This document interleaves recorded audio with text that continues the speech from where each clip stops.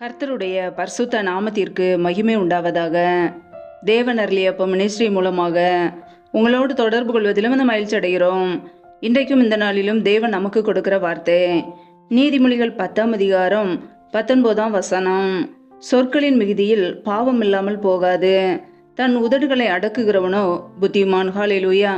கிறிஸ்துவுக்குள் பிரியமானவர்களே, கர்த்தருடைய வார்த்தை சொல்லுகிறது, சொற்களின் மிகுதியில் பாவம் இல்லாமல் போகாது, தன் உதடுகளை அடக்குகிறவனோ புத்திமான் என்று.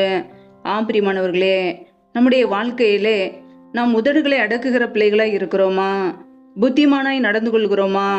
அல்லது சொற்களின் மிகுதியில் வீணான வார்த்தைகள் பேசியே பாவத்திலே சிக்கிக் கொள்கிறோமா?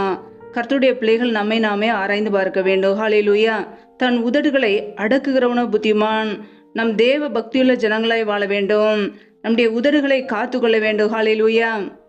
வேதம் சொல்லுகிறது, பொல்லாப்பை விட்டு விலகுவதே புத்தி என்று. பிரியமானவர்களே, நாம் புத்தி உள்ளவர்களாய் வாழ வேண்டும் என்றால் நம்முடைய நாவினாலே பொல்லாத காரியங்கள், பொல்லாத வார்த்தைகள், தேவனுக்கு பிரியமில்லாத காரியங்களை நாம் பேசக்கூடாது. பிரியமானவர்களே, இன்றைக்கு நம்முடைய வாழ்க்கையிலே நாம் எதை பேசுகிறோம், யாரிடம் பேசுகிறோம், என்ன வார்த்தைகள் பேசுகிறோம் என்பது முக்கியம். நம்முடைய நாவினாலே பாவம் செய்யாதபடிக்கு ஒவ்வொரு நாளும் கர்த்தருடைய பிள்ளைகள் காத்து கொள்ள வேண்டும். ஹல்லேலூயா. வேதத்திலே நாம் வாசிக்கிறோம், யாக்கோபு 3ஆம் அதிகாரம் 6ஆம் வசனத்திலே, நாவும் நெருப்புதான், அது அநீதி நிறைந்த உலகம். நம்முடைய அவயங்களில் நாவானது முழு சரீரத்தையும் கரைப்படுத்தி ஆயில் சக்கரத்தை கொளுத்தி விடுகிறதாயும் நரக அக்னியினால் கொளுத்தப்படுகிறதாயும் இருக்கிறது என்று வசனம் சொல்கிறது. பிரியமானவர்களே, நம்முடைய அவயங்களில் நாவானது முழு சரீரத்தையும் கரைப்படுத்தக்கூடியது. பிரியமானவர்களே, நம்முடைய நாவினாலே பொய்யான வார்த்தைகள் பேசியே, வீணான வார்த்தைகள் பேசியே, கர்த்தருக்கு பிரியமில்லாத காரியங்களை பேசியே பாவத்திலே நாம் சிக்கிக்கொள்ளக்கூடாது. வேதம் சொல்லுகிறது, நீதிமொழிகள் 14ஆம் அதிகாரம் 23ஆம் வசனத்திலே, சகல பிரயாசத்தினாலும் பிரயோஜனம் உண்டு, உதடுகளின் பேச்சோ வறுமையை மாத்திரம் தரும் என்று. பிரியமானவர்களே, இன்றைக்கு அனைவருடைய வாழ்க்கையிலே தேவையில்லாத வார்த்தைகள் பேசி, வீணான வார்த்தைகள் பேசி பிரச்சனைகளிலே சிக்கிக்கொள்கிறார்கள். நம்முடைய வாழ்க்கையிலே நம்மை நாமே ஆராய்ந்து பார்க்க வேண்டும். நம் இயேசு கிறிஸ்துவை ஏற்றுக்கொண்ட பிள்ளைகள், அவருடைய பிள்ளைகள், நம்முடைய நாவினாலே நம் கர்த்தரை துதிக்கிறோமா, அல்லது மற்றவர்களை சபிக்கிறோமா, அல்லது வீணான வார்த்தைகள் பேசுகிறோமா, பாவமான காரியங்களுக்கு இடம் கொடுக்கிறோமா என்பதை ஆராய்ந்து பார்க்க வேண்டும். சகல பிரயாசத்தினாலும் பிரயோஜனம் உண்டு. பிரியமானவர்களே, நம்முடைய வாழ்க்கையிலே எல்லா முயற்சியோடும் எல்லா வேலைகளையும் நாம் செய்யும் போது கர்த்தர் அதற்கேற்ற பலனை கொடுக்கிறார். ஆனால் உதடுகளினாலே தேவையில்லாத வார்த்தைகளை பேசும்போது, வீணான வார்த்தைகளை பேசும்போது அது வறுமையை கொண்டு வருகிறது, நம்முடைய குடும்பத்தில் தரித்திரத்தை கொண்டு வருகிறது, ஆசீர்வாத இழப்புகளை கொண்டு வருகிறது. பிரியமானவர்களே, நம்முடைய நாவினாலே என்ன வார்த்தைகள் பேசுகிறோம்? மற்றவர்களுக்கு நன்மை பயக்குகிற வார்த்தைகள் பேசுகிறோமா? ஆசீர்வாதமான வார்த்தைகளை பேசுகிறோமா? பக்தி விருத்திக்கு ஏதுவான வார்த்தைகளை பேசுகிறோமா? நம்மை நாமே ஆராய்ந்து பார்ப்போம். நம் தேவனுடைய பிள்ளைகள் நாம் பேசுகிற ஒவ்வொரு வார்த்தைகளுக்கும் கணக்கு கொடுக்க வேண்டும். ஹல்லேலூயா. வேதத்திலே வாசிக்கிறோம், மனுஷர் பேசுகிற வீணான வார்த்தைகள் யாவையும் குறித்து நியாய தீர்ப்பு நாளிலே கணக்கு ஒப்புவிக்க வேண்டும் என்று கர்த்தருடைய வார்த்தை தெளிவாக கூறுகிறது. நம்முடைய நாவினாலே பேசுகிற ஒவ்வொரு வார்த்தைகளுக்கும் நியாய தீர்ப்பு நாளிலே நம் கணக்கு கொடுக்க வேண்டும். ஹல்லேலூயா. நம்முடைய நாவினாலே நாம் பேசுகிற வார்த்தைகளினாலே நம் நீதிமான் என்றும் குற்றவாளி என்றும் தீர்க்கப்படுகிறோம். பிரியமானவர்களே, நம்முடைய நாவினாலே எதை பேசுகிறோம், எப்படிப்பட்ட வார்த்தைகள் பேசுகிறோம், ஒவ்வொரு நாளும் நம்முடைய வாழ்க்கையை ஆராய்ந்து பார்க்க வேண்டும். ஹல்லேலூயா. வேதத்தில் நாம் வாசிக்கிறோம், நீதிமொழிகள் 17ஆம் அதிகாரம் 20ஆம் வசனத்திலே, மாறுபாடான இருதயம் உள்ளவன் நன்மையை கண்டடைவதில்லை, புரட்டு நாவுள்ளவன் தீமையில் விழுவான் என்று வசனம் சொல்கிறது. பிரியமானவர்களே, புரட்டு நாவுள்ளவன் தீமையில் விழுவான். நம்முடைய நாவினாலே பொய்யான காரியங்களை பேசுவது, புரட்டி பேசுவது, இப்படிப்பட்ட காரியங்கள் நமக்குள்ளே இருக்கும் என்றால் தீமையான காரியங்களிலே நாம் விழுந்து போவோம். கர்த்தருடைய பிள்ளைகள் மாறுபாடுள்ள இருதயம் உள்ளவர்களாக இருக்காமல் ஒருமனமாய் இருக்க வேண்டும். கர்த்தருடைய வார்த்தைகளை, சத்திய வார்த்தைகளை பேச கற்றுக்கொள்ள வேண்டும். ஹல்லேலூயா. வேதம் சொல்லுகிறது, நீதிமானுடைய வாய் ஞானத்தை வெளிப்படுத்தும் என்று. நம் நீதிமான், அவருடைய பிள்ளைகள் ஒவ்வொரு நாளும் நீதியான வாழ்க்கை வாழ அழைக்கப்பட்டு இருக்கிறோம்.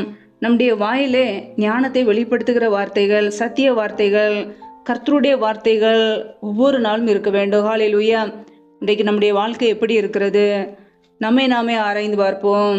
இன்றைக்கு அநேகருடைய வாழ்க்கையிலே வீணான வார்த்தைகள் பேசியே, சபிக்கிற வார்த்தைகளை பேசியே, பொய்யான காரியங்களை பேசியே ஆசீர்வாதங்களை இழந்து போகிறார்கள். ஒவ்வொரு நாளும் நம்மை நாமே ஆராய்ந்து பார்ப்போம்.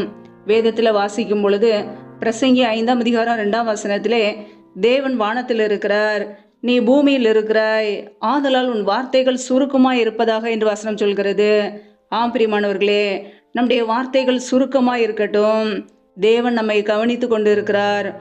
ஒவ்வொரு நாளும் அவர் நம்மை பார்த்து கொண்டு இருக்கிறார். அதை அறிந்தவர்களாய், கர்த்தருடைய பிள்ளைகளாய், அவருக்கு பிரியமான காரியங்களை செய்வோம். இரவும் பகலும் வேத வசனங்களை தியானிப்போம்.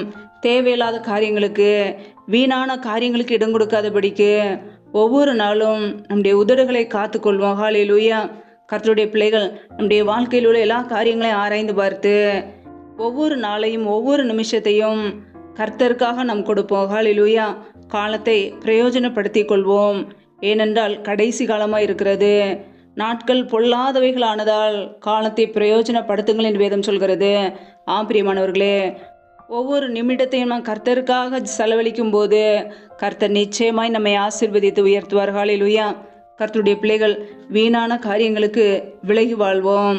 கர்த்தருடைய நன்மைகளையும் கிருபைகளையும் ஆசீர்வாதங்களையும் பெற்றுக்கொள்வோம். ஹalleluya. கர்த்தர் தாமே இந்த வார்த்தைகளின்படி உங்களை ஆசீர்வதிப்பாராக. ஆமேன். நம்மை நாமே அவருடைய சமூகத்திலே தாழ்த்தி அர்ப்பணித்து ஜெபிப்போம். ஜெபம். எங்களை அதிகமாய் நேசிக்கிற எங்கள் அன்பின் பரலோக பிதாவே, மை துதிக்கிறோம், ஸ்தோத்திரிக்கிறோம் அப்பா. இந்த நாளில் கூட நம்முடைய வார்த்தைகளோடு எங்களோடு பேசினீரே, அதற்காக ஸ்தோத்திரம். ஒவ்வொரு நாளும் கணின்மணி போல எங்களை பாதுகாத்து கிருபையோடு ஜீவனோடு வைத்திருக்கிறீரே, அதற்காக நன்றி அப்பா.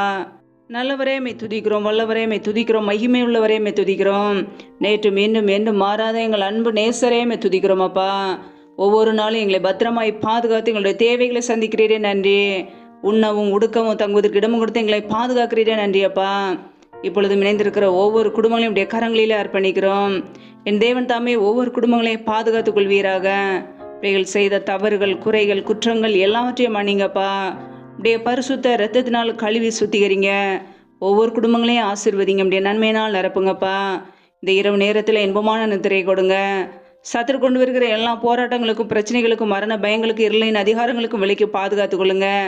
யாரெல்லாம் திக்கற்றவர்களாய் தனிமையோடு வாழ்கிறார்களோ, என் தேவன் அந்த குடும்பத்தை ஆசீர்வதிங்கப்பா. திக்கற்ற பிள்ளைகளுக்கு நீரே சகாயர். என் தேவன் உதவி செய்யுங்க, நன்மையினால் நிரப்புங்க. யாரெல்லாம் வேலை இல்லாமல் கஷ்டப்படுகிறார்களோ, பிள்ளைகள் படிப்புக்கேற்ற நல்ல வேலைகளை ஏற்படுத்தி கொடுங்க. உடைய நன்மையினால் நிரப்பி ஆசீர்வதிங்க. தடைகள் எல்லாவற்றையும் நீக்கி போடுவீராக. யாரெல்லாம் பலவீனத்தோடு, சோர்வோடு, வியாதியோடு கஷ்டப்படுகிறார்களோ, என் தேவன் நல்ல சுகத்தை கொடுங்க, பலத்தை கொடுங்க, ஆரோக்கியத்தை கட்டளையிடுங்கப்பா. ஒவ்வொரு குடும்பத்திலும் அப்பத்தையும் தண்ணீரையும் ஆசீர்வதிங்க. வியாதியை உன்னிலிருந்து விலக்குவேன் என்ற வார்த்தையின் பிரகாரம் ஒவ்வொரு குடும்பத்தில் உள்ள பலவீனங்கள், வியாதிகள் எல்லாவற்றையும் விலக்கி ஆசீர்வதிங்கப்பா. உடைய நன்மையினால் நிரப்புங்க. இந்த இரவு நேரத்தில் இன்பமான தூக்கத்தை தாங்கப்பா. சொப்பன தரிசனங்களோடு எங்களோடு பேசுங்க. அதிகாலையிலே தேவசமத்திலே காத்திருக்க கிருபதாங்க. முற்றிலுமாக தாழ்த்தி ஜெபிக்கிறோம். எல்லா துதி கன மகிமை எல்லாமும் ஒருவருக்கே செலுத்துகிறோம். ஏசு கிறிஸ்துவின் மூலம் ஜெபிக்கிறோம், ஜீவனுள்ள நல்ல பிதாவே. ஆமேன். கர்த்தர் தாமே உங்களையும் உங்கள் குடும்பங்களையும் ஆசீர்வதிப்பாராக. ஆமேன். Thanks for watching. Please subscribe our channel. Click the like and share. Click the bell. God bless you.